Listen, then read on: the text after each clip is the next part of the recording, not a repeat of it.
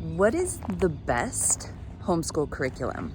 If you're a homeschooler or if you are thinking about homeschooling, I can almost guarantee that you have Googled this question into Google itself or on YouTube. By the end of this video, my plan is to blow your mind. Let me tell you a story, then we're going to talk about curriculum that has been the best for our family over the past 25 years and how we broke free from the chains of curriculum and how I would love to help you break free too. So, first a story. Have you ever watched the movie Captain America? There is a scene, and I will link to the scene below. There's a scene in the movie where Captain Rogers, this very skinny little dude, is basically at training, and the recruits are challenged to get the flag from the top of the pole. And all the burly guys try to get the flag from the pole, and finally the dude in charge is like, that's it, let's go. And Captain Rogers, skinny little dude, walks over to the flagpole. The commander or the drill sergeant screaming at him, come on, let's go. And he looks up at the pole and he looks down, and then he bends over, pulls out the pin, the flagpole falls to the ground. He walks over, grabs the flag, and then drives off with the girl. When you're homeschooling, you're looking for curriculum. This is a very common question, but it's very similar to saying, get the flag from the top of the pole. Watch the scene from Captain America, because what you're gonna find is everybody's scurrying to the top of the flagpole, trying to achieve that victory of grabbing the flag, when really what you need to do is look at the pole, grab the pin, and collapse the challenge so that it is attainable and that you achieve success. So I'm walking over here. I'm going to place my phone down so that my arm doesn't get too tired. I'm in my beautiful office right now as my son Rose. But let's chat about this for a second. We've been homeschooling. Forget my finger getting in the way. We've homeschooled over 25 years. We've also coached homeschool families for over a dozen years. And I have seen with my own eyes the frustration, overwhelm, and the bondage that comes with, I'm gonna make up a statistic, but it's like 98% of families really struggle over this question: what's the best curriculum for my family, for my kids, for this season of life? What is the best curriculum? The challenge is that when you Google that, what you get is a whole bunch of people that sell curriculum that say, ooh, this is the best one, or that's the best one. And so that's not bad. People should be in business. They feed their family. I have a business as well, and I want to help feed my family as well. Curriculum itself is not bad. However, we're missing a point. So by the end of this video, we're going to talk about the curriculums that we have personally used, how to break the chains, and how to set yourself free. So 25 years of homeschool, that means we've done it all, because it's a learning journey where you start at one end of the spectrum and you don't really kind of know what you're doing unless you have a guide. And then you kind of have to learn as you go. And the challenging part is that what worked for this kid doesn't work for that kid. And what worked last year fails this year. So it has this ever-changing, ever-growing thing attached to it, so that just when you think you picked the right thing, life changes. So we have done public school in a box, where they send you everything. So the public school decided what we should teach our kids, and we just did it at home. We didn't make it a whole year through that program, but it is a good program for some people. Then we did boxed curriculum, where a group of friends of the family, we all looked around and said, hey, let's do this curriculum. You buy that kit, you buy this kit, I'll buy this kit. And then we traded that curriculum around for a few years. We have done charter schools where we had money that the school gave us, where we could buy anything that we wanted to homeschool our kids. So I was able to cherry pick through different kinds of curriculum and shop their amazing resource room so that I could look at 5 different math curriculums, 12 different science curriculums and such, and see it with my own eyes. Do I think this would be a good fit? So we did that for a while. Then I started to settle into thematic type teaching, which I'll get to in a second. And I looked at unit studies and big pocket style learning projects and lap books and notebooking, that kind of thing. By the end of our homeschool journey, I finally saw clearly what the problem was. And here's where I want you to know. Number one, there is no perfect curriculum out there. There is no best curriculum out there. And you just need to look at your family, look at your kids, and make the best decision for you at this time. And I'm going to add spending as little possible money as necessary to get the job done. But here's where I want you to see the shackles. I want you to see the chains. Curriculum itself is old school. It doesn't fit today. And let me explain why. There are 3 stages of homeschool. The beginning stage, the foundations, where your kids learn to read and understand their numbers. Then there's, at the other end of the spectrum, this launching into their future stage where kids start to identify, I want to be a doctor, a teacher, a machinist, a mechanic, a professional rower, or whatever it is, and then you can tailor their education to help them meet that goal. In between is where people get chained up by curriculum, because you don't need curriculum to teach your kids. You want to teach your kids to be a team player at home, to be responsible, to be diligent, to be kind. But you also want them to love to read and to love to learn.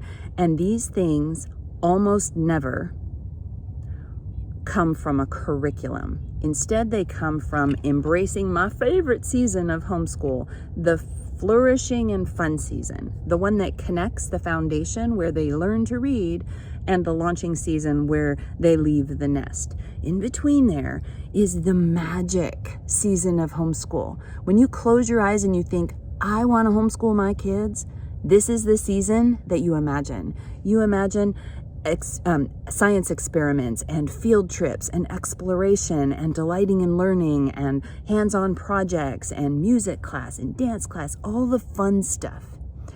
In this season, the goal, in my professional opinion, should not be complete curriculum, but instead fall headfirst into loving to learn. And I'm going to tell you that at first, you're going to feel uncomfortable because you've been taught to think curriculum is where it's at. You need curriculum to teach your kids to read. You need curriculum for 1st, 2nd, 3rd, 4th, 5th, 6th, 7th, and so on. And you need curriculum to teach high school. But I'm here to break all the rules. That's a lie. You do not need curriculum between the foundation stage and the launching stage, but you do need a plan. And it's very, very possible that, like me, you'll need a guide to help you break free from the chains. So how do you set yourself free from this? What curriculum do I need to use? What checklists do I need to complete every single day? Which benchmarks do I need to hit in order to make sure that my kid is an academic success in life? These things are real fears and real anxieties that plague homeschoolers straight across the board. Whether you are a free homeschooler that just lets your kids free range, or you are a meticulous, organized, academically focused, boarding school style type homeschooler, you struggle with these thoughts and these ideas. So if you want to embrace this flourishing and fun season, what you need is the ability to step back and to see the real goal. The real goal is that your kids love to read and that they love to learn, and that you take something that they love and then you wrap academics around it. Now, this is absolutely something that we help homeschoolers do. And it's really fun for me to sit on the fence and just kind of watch. I was the homeschooler sitting in a workshop where somebody explained this to me, and she leaned in and she said, okay, Becky, I can see that you're freaking out a little bit, but I promise you, I'm going to walk you through this for a year or two, and then you're going to get it, and you're never going to look back. And that's exactly what happened. And not only did we love learning, but all of the kids thrived academically and have gone on to be successful in life and they're all curious. They're all independent learners. They're organized eventually. By the time they graduate, they're organized, they're self-disciplined, they're researchaholics. So if they have a question, they channel it right down. You have to remember that at the shooting of this video, it's 2023. How can you possibly hand a boxed curriculum to kids that are holding a supercomputer in their hand where they can ask any question and get the answer in faster than you can say, "What are you doing?" and then expect them to be satisfied and fall in love with learning with a boxed curriculum set that has nothing to do with their heart, their interests, their passions, their talents, their abilities, your family, the goals that you have set for your family. It's why it fails. It's why I talk to so many homeschoolers and they say, my 8-year-old, my 10-year-old, my 12-year-old, my 14-year-old, I'm just fighting with them all the time to get their schoolwork done. And I watch them, I give them, we switch curriculum and I try something else and I watch the color drain out of their face and the sparkle go out of their eyes. So what's the best curriculum for you to teach your kids? When they're little, you need something simple that helps you teach them to read. It can be as simple as a book like The Cat in the Hat. They need to know their letters, they need to know their letter sounds, and they need practice sounding out words and looking at words and understanding language so that they learn to read before they turn 12. Now, most kids are going to learn to read sometime between the time they're 4 and 7. Not my children. All 5 of mine waited until they were at least 8, and the oldest was 10. But I can tell you on this side of homeschooling that it doesn't matter. It doesn't matter when they read. It just matters that they read. So you need something to help teach your kids how to read. And there are really great, simple, cost-effective curriculums that you can use to do that. We personally used Hooked on Phonics, 100 Easy Lessons to Teach Your Kids to Read, and we also leaned heavily on things like Evan Moore type materials. And I'll link things down in the descriptions. So it's very, very simple to teach your kids how to read. And to do their math is not difficult. You're teaching them this is a finger, but it also represents the number 1. How do you spell the number 1? O-N-E. How do you represent that with the dot? How do you represent that with the tally mark? Right? You just are teaching them numbers over the course of this foundation stage. At the opposite end, you need to address curriculum from what you imagine curriculum to be, because they're going to be having some kind of life goal that they need to pursue, and they're going to need syllabuses and checklists and to-do lists and goals and all these things, and they're going to need lessons to help them get the foundational skills in order to thrive. So curriculum comes back into play at this side. For 4 of our kids, that meant that we put them in dual enrollment in college, and they earned their high school diploma and their associate's degree. One focused on writing, one focused on math and science, one focused on music, and one focused on just a general well-rounded degree. And we were able to customize that based on their passions, talents, and abilities. This in-between is where I find that, number 1, most homeschoolers trip and fall.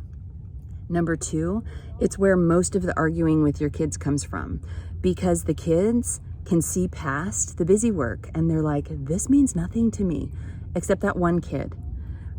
One of my kids loved curriculum, absolutely loved it. He's our academic. He's the one that went on to do math and science. He's our mathematician, our scientist, and will go on to solve great world problems. So he has a very academic mind and he loved curriculum. But during this season, there are other ways to teach your kids, and I'm here to offer you something free to help you kind of gain your footing. And it is my free new masterclass, The 3 Stages of Homeschooling. It's about an hour long of me just talking you through these different stages. And by the end, light bulbs will start to go off in your mind, and you will start to say things like, wow, maybe it's not curriculum. And then you're going to have questions, and I'm going to give you the opportunity to ask me questions in that workshop. So what is the best curriculum for you and your family? Number 1, only you can decide. But number 2, I can tell you that in between this stage and that stage, it's not about curriculum. And I can't wait to have you go through the masterclass. It is free. There's no obligation to do anything except to just become unshackled, unchained, and freed from the bondage of boxed curriculum and people raising their hands saying, try this grammar, try that vocabulary, right? You don't need that in between these two stages. So on your mark, get set. Down in the descriptions, I will link some of the things that we've used in our homeschool, especially in the foundation stage. And then I will link to the free masterclass that I promise you will set you free. So have a great day, and I can't wait to hear what you think.